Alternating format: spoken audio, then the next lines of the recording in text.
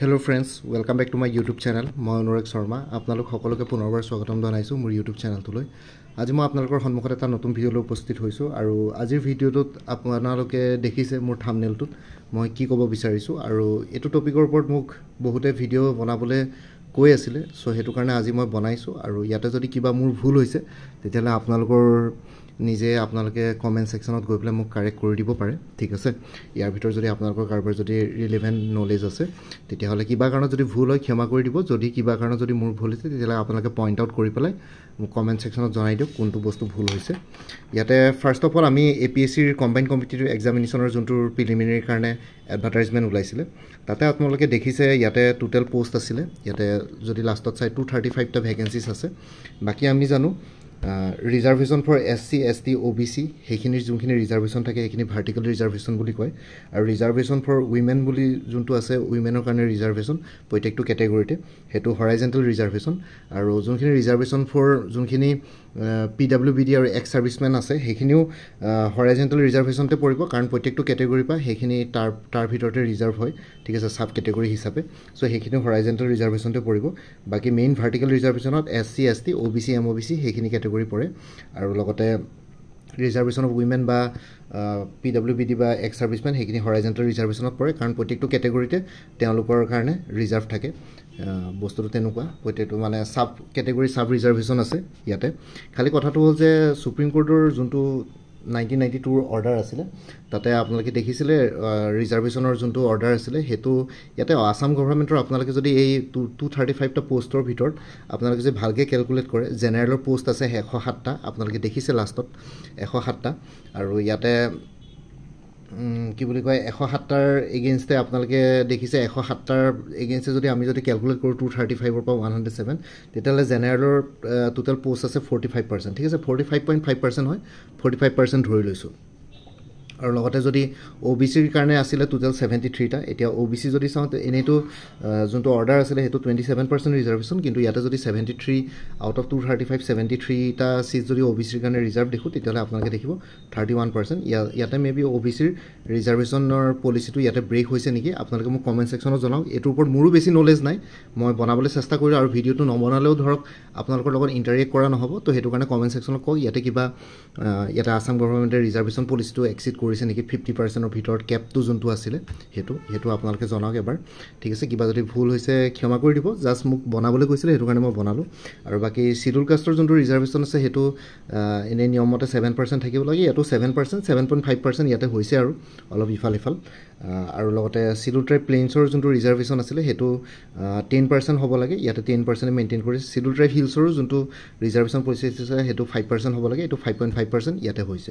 5% 5.5% হেতু ইমান মিটাৰ নকৰে খালি ইয়াতে OBC ৰিজাৰ্ভেশন পলিচিটো অকমান চেঞ্জেস আহিছে নেকি আৰু জেনাৰেল ক্যাটাগৰী যেটো ৰিজাৰ্ভেশন কমি গল মানে জেনাৰেল ক্যাটাগৰী যোনটো সিটস হেতু অলপ কমি গৈছে 45% 46% লে আহি গল এনে জেনাৰেলি ৰিজাৰ্ভেশনৰ ক্যাপটো 49% হ'ব লাগে 50% ৰ পৰা এক্সিট কৰিব নালাগে according to supreme courts order so ইয়াতে আগতে হাৰিয়ানা গভৰ্ণমেন্টটো 58% ৰিজাৰ্ভেশন দিছিলে চাকৰি আৰু এডুকেশনৰ ক্ষেত্ৰত হেতু সুপ্ৰিম কোৰ্টে আনকনস্টিটিউশনাল বুলি ডিক্লেয়াৰ কৰিলে ঠিক আছে তেনেকুৱা ধৰণৰ কথা ইয়াতে কিবা আনকনস্টিটিউশনাল ইয়াতে হৈছে নেকি হেতু আপোনালোকে কমেন্ট সেকশনত জনাওকচোন বাৰু এটোৰ ওপৰত ভিডিও বনাব গলে হেতু কাৰণে মই বনালো ইয়াতে বস্তুখিনি মানে মই ধৰিব পৰা নাই ইয়াতে অকমান কিবা ৰিজাৰ্ভেশন পলিচিটো আসাম গভৰ্ণমেন্টে ব্ৰেক কৰিছে নেকি অলৰেডি ইকোনমিকলি উইকাৰ সেকশন যোনখিনি আছিল হেতু এটা হৰাইজন্টেল ৰিজাৰ্ভেশনটো পৰিব সাব ৰিজাৰ্ভেশন জেনাৰেল ক্যাটাগৰী পৰা 10% হেতু অলৰেডি আসাম গভৰ্ণমেন্টে স্কুইজ কৰিলে অন্য সকলো ধৰণৰ ষ্টেটত সকলো ষ্টেটস বিলাকত আছে হেতু আৰু সেন্ট্ৰেল গভৰ্ণমেন্টৰ আছে EWS টো ইয়াতে নাইকিয়া কৰি দিলে আসাম গভৰ্ণমেন্টে হেতু কিহৰ কাৰণে কৰিলে নাজানো আৰু গভৰ্ণমেন্টে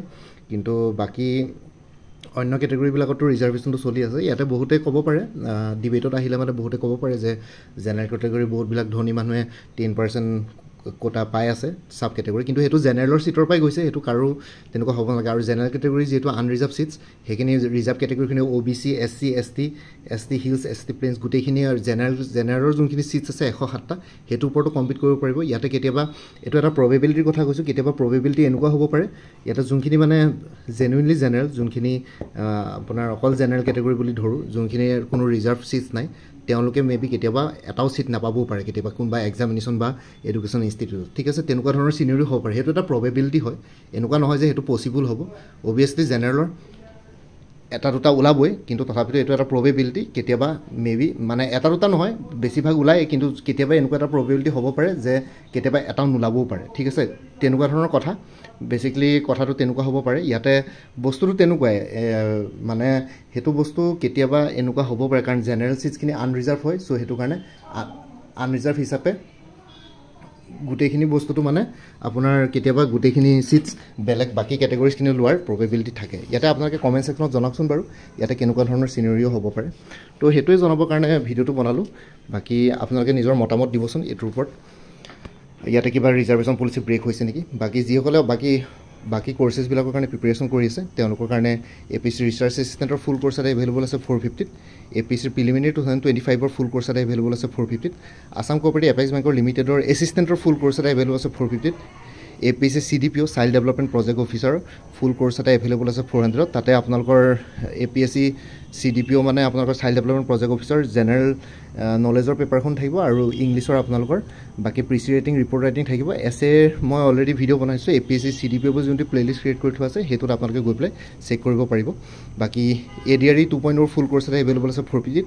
উইমেন এণ্ড চাইল্ড ডেভেলপমেণ্টৰ ষ্টেটিষ্টিকেল এছিষ্টেণ্টৰ ফুল কৰ্চ এটা এভেইলেবল আছে 400ত। আসাম পুলিচৰ ফুল কৰ্চ এটা এভেইলেবল আছে 450ত। APSC computer operator full course এটা এভেইলেবল আছে 400ত। APSC টুৰিজম ডেভেলপমেণ্ট অফিচাৰ যিহেতু ৰিচেণ্টলি চিলেবাছ ওলালে, as per official syllabus full course এটা এভেইলেবল আছে 300ত। তাতে ইংলিছৰ পেপাৰখনো কভাৰ কৰিছোঁ, জেনেৰেল নলেজৰ পেপাৰখনো কভাৰ কৰা হৈছে। খালি ইংলিছৰ এছে আৰু গ্ৰামাৰখিনি মই যোনটো APSC টুৰিজম ডেভেলপমেণ্ট অফিচাৰ বুলি প্লেলিষ্ট আছে তাৰ থ্ৰুৱেদি কভাৰ কৰিম। বাকী APSC মটৰ ভেহিকুল ইনস্পেক্টৰ যোনখন জেনেৰেল নলেজৰ পেপাৰ আছে বা জেনেৰেল ষ্টাডিজৰ পেপাৰ আছে সেইখনো 450ত এভেইলেবল আছে। কোনোবা যদি ইণ্টাৰেষ্টেড কেণ্ডিডেটছ আছে তেতিয়াহ'লে এই হোৱাটছএপ নম্বৰটো 9706557851 এই হোৱাটছএপ নম্বৰটোত মেছেজ কৰি জনাওক আপোনালোকক কোনটো কোৰ্চ লাগে। সেইটোৰ ওপৰত মই ফুল ডিটেইলছ দি দিম, কোৰ্চৰ কণ্টেণ্টছ কি থাকিব, কি তাতে ইনক্লুডেড থাকিব। লগতে গোটেইখিনি মাল্টিপল চইচ বেছড কোৰ্চ হয়, আৰু যোনখিনি লাগে এক্সপ্লেনেশ্যন আছে য'ত যি লাগে। লগতে মেথছ ৰিজনিং বা এৰিথমেটিকখিনি step by step explanation formula আছে। টুৰিজিম পলিচিৰ ওপৰতো গোটেইখিনি এক্সপ্লেনেশ্যন আছে। Current affairs up to date হয়, এপ্ৰিলৰ লগে আছে। মে' মাহৰ কাৰেণ্ট এফেয়াৰ্ছখিনি জুনৰ ফাৰ্ষ্ট উইকত পাই যাব। কাৰেণ্ট এফেয়াৰ্ছৰ কাৰণে আপোনালোকে এক্সট্ৰা পে' কৰিব নালাগে। যেতিয়ালৈকে পৰীক্ষা নহয় তেতিয়ালৈকে up to date updated current affairs পাই থাকিব। জাষ্ট মোক এটা ৰিমাইণ্ডাৰ দিলেই হ'ল হোৱাটছএপতে। চ' ইয়াতে কোনটো কোৰ্চ লাগে জনাওক, ষ্টেপ বাই ষ্টেপ গোটেইখিনি বস্তু আছে as per chronological order, as per official syllabus. ঠিক আছে, চ' আপোনালোকে জনাওক কোনটো কোৰ্চ লাগে। এই হোৱাটছএপ নম্বৰটো মেছেজ কৰি জনাওক। বাকী এই যোনটো হোৱাটছএপ নম্বৰ ইয়াতে দিয়া আছে সেইটো অনুগ্ৰহ কৰি কল নকৰিব, সেইটো হোৱাটছএপ মেছেজৰ কাৰণে এভেইলেবল, কলৰ কাৰণে এভেইলেবল নহয়। বাকী এই ভিডিঅ'টোৰ ডেছক্ৰিপশ্যন আৰু কমেণ্ট ছেকশ্যন চেক কৰিব, তাতে মই এই কোৰ্চবিলাকৰ ডিটেইলছখিনি তাতো এবাৰ দি দিছোঁ। তাতো আপোনালোকে চাই পেলাই মোৰ লগত কণ্টেক্ট কৰিব পাৰিব, যোগাযোগ কৰিব পাৰিব। ইতিমধ্যে টুৰিজিম ডেভেলপমেণ্ট অফিচাৰ আৰু অন্যান্য কোৰ্চসমূহ বহুতখিনি পাৰ্চেছ কৰিছে, বহুতখিনি বেনিফিট হৈছে, থ্ৰু আপোনালোকে ল'ব পাৰিব। বাকী ইমান আছিলে। এই ভিডিঅ'টোৰ ডেছক্ৰিপশ্যন আৰু কমেণ্ট ছেকশ্যন চেক কৰক এক্সট্ৰা ইনফৰ্মেশ্যনৰ কাৰণে।